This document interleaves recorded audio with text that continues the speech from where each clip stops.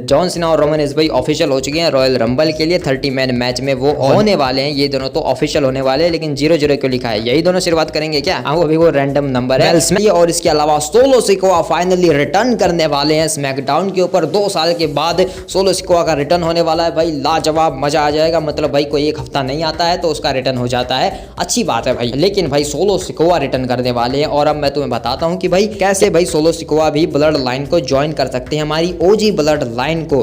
तो भाई अगर नोटिस करने लायक बात तुमने अगर आज देखा हो शो और तुमने नोटिस किया हो तो आज एक बार भी जेकब फाटू ने आई लव यू सोलो नहीं कहा। और भाई सोलो सिकोआ के वर्ड्स अगर तुम्हें याद हो हमेशा से, तो उन्होंने यही कहा था कि अगर रोमन रेंस वापस आता है और वो मुझसे ये उला फला ले लेता है, अगर वो मुझसे ये छीन लेता है, वो जीत लेता है उस ट्राइबल कॉम्बैट को, तो तामा तोंगा, जेकब फाटू, तांगा लोआ, तुम सबको उसे एक्नॉलेज करना होगा, क्योंकि मैं भी उसे एक्नॉलेज करूंगा एज माई ट्राइबल चीफ। तो भाई ऐसा हमेशा ही सोलो सिकोआ कहते थे कि वही मेरा ट्राइबल चीफ है हमेशा, लेकिन क्योंकि ये उलाफला फिलहाल मेरे पास है इसलिए मैं तुम्हारा ट्राइबल चीफ हूँ। ऐसे में अगर देखा जाए तो भाई सोलो सिकोआ तो रोमन रेंस की साइड पर ही है फिलहाल, लेकिन जेकब फाटू और तामा तोंगा ने गुस्ताखी की है, उन्होंने अटैक किया है पॉल हेमन के ऊपर। वो एक्नॉलेज नहीं कर रहे हैं फिलहाल रोमन रेंस को और ना ही सोलो सिकोआ की बात मान रहे हैं। यानी कि भाई जेकब फाटू अब वही करने वाले हैं जो सोलो सिकोआ ने किया था रोमन रेंस के साथ। जब रोमन रेंस हार गए थे रेसलमेनिया 40 में अपना मैच,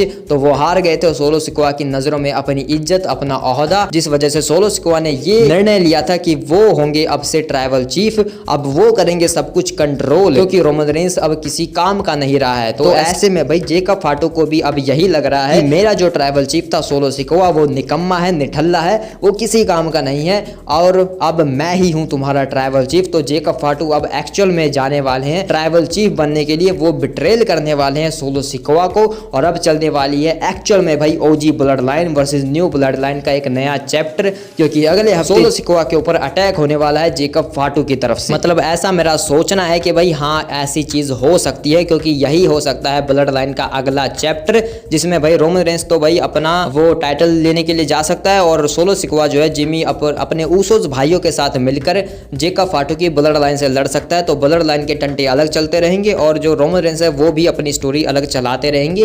तो ये काफी बेहतरीन चैप्टर ओपन हो सकता है इस राइवलरी में, इस ब्लड लाइन की एंगल में। तो तुम्हें क्या लगता है इसके बारे में मुझे कमेंट में बताओ कि क्या सच में जेकब फाटू अब फाइनली धोखा देने वाला है सोलो सिकोआ को या नहीं। मिलते हैं किसी और वीडियो में, तब तक के लिए बाय बाय।